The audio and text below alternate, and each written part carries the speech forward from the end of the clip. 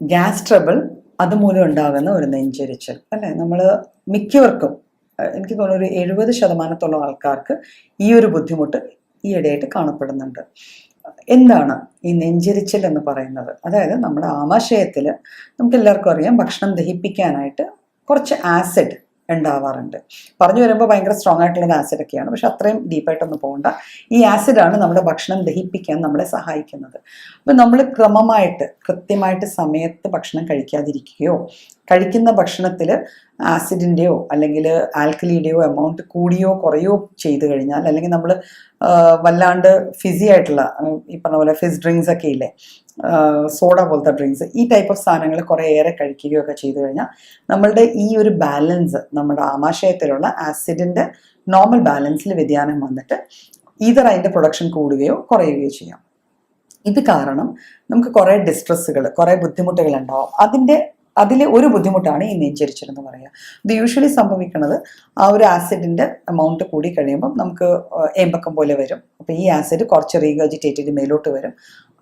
അത് കാരണം നമുക്ക് ഈ ചെസ്റ്റ് പാർട്ടിൽ, അതിലെ കൂടെ ആണല്ലോ നമ്മുടെ അന്നനാളം താഴേക്ക് പോകുന്നത്, അവിടെ ഒരു എരിച്ചിൽ തോന്നുകയും ഒരു ഭാരം തോന്നുകയും എന്തോ വന്ന് തിങ്ങി നിൽക്കുന്നു എന്നുള്ളൊരു ഫീലിംഗ് വരികയൊക്കെ ചെയ്യാം.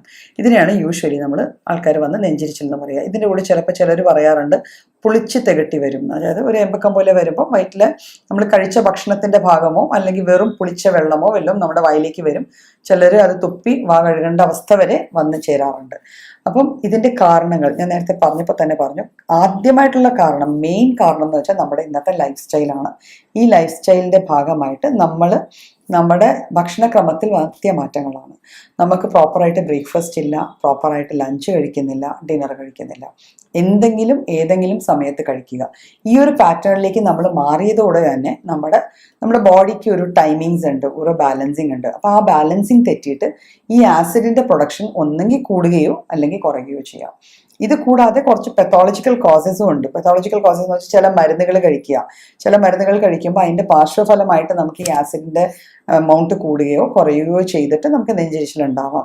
അല്ലെങ്കിൽ ചില അസുഖങ്ങളുടെ ഭാഗമായിട്ട് ലൈക്ക് പൾസേഴ്സ് ഉണ്ട്, അല്ലെങ്കിൽ അതിനേക്കാളും ബിനൈൻ ഗ്രോത്ത്സ് ഉണ്ട്. അങ്ങനെ ചില എന്തെങ്കിലും ഇഷ്യൂസൊക്കെ വന്നു കഴിഞ്ഞാലും നമുക്ക് ഈ നെഞ്ചെരിച്ചിലിൻ്റെ പ്രശ്നം ഇതേപോലെ ഉണ്ടാവാം. പിന്നെ നമ്മുടെ ബോഡിയിൽ ഉണ്ടാവുന്ന കുറേ സെക്രീഷൻസ് ഉണ്ട്. ബൈൽ സെക്രീഷൻ ഉണ്ട്, പാൻക്രിയാറ്റിക് ജ്യൂസ്, ഇങ്ങനെ കുറച്ച് സെക്രീഷൻസ് ഉണ്ട്. ഇവയെല്ലാം നമ്മുടെ ആമാശയത്തിൽ വരുന്ന ഭക്ഷണത്തെ ദഹിപ്പിക്കാൻ ഉള്ള ജോലി ചെയ്യുന്ന സാധനങ്ങളാണ്. ആ ദൗത്യം ഏറ്റെടുത്തിരിക്കുന്ന സെക്രീഷൻസ് അല്ലെങ്കിൽ ദ്രാവകങ്ങളാണ്.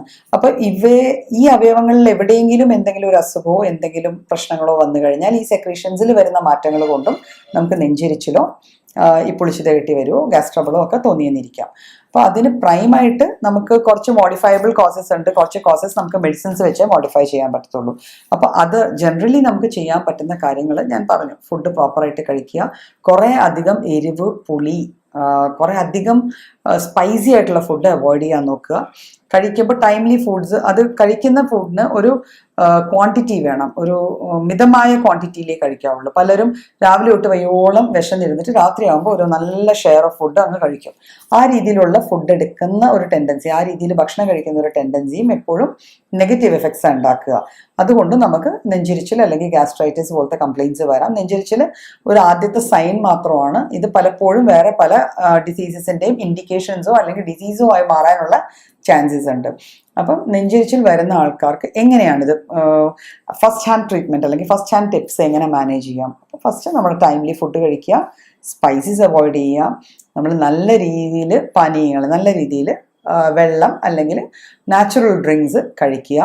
അധികം പുളിയുള്ള ഭക്ഷണം അല്ലെങ്കിൽ അധികം എരിവുള്ള ഭക്ഷണം, പുളിയുള്ള ഡ്രിങ്ക്സ് ഒന്നും വെറും വയറ്റിൽ കഴിക്കാണ്ടിരിക്കുക. കുറേ നേരം നമ്മൾ കുറേ അധികം നേരം വിശന്നിരുന്നിട്ട് പെട്ടെന്ന് കുറേ അധികം ഭക്ഷണം എടുത്ത് കഴിക്കാതിരിക്കുക. ചെറിയ മീൽസ് ആയിട്ട് ഡിവൈഡ് ചെയ്ത് നമ്മുടെ ഫുഡ് കഴിക്കുക. പിന്നെ നമ്മുടെ പച്ചക്കറികളിലും പഴവർഗ്ഗങ്ങളിലും എല്ലാത്തിലും ആൽക്കലി ഫുഡ്, ആസിഡ് ഫുഡ് എന്നൊക്കെ പറഞ്ഞ് കുറേ ഫുഡുണ്ട്. അതിൽ alkali type of food like carrots അല്ലെങ്കിൽ ബീട്രൂട്ട്സ്, ആ ടൈപ്പ് ഓഫ് ഫുഡൊക്കെ ആണെങ്കിൽ നമ്മുടെ അസിഡിറ്റി കുറയ്ക്കുന്ന ടൈപ്പ് ഓഫ് ഫുഡാണ്.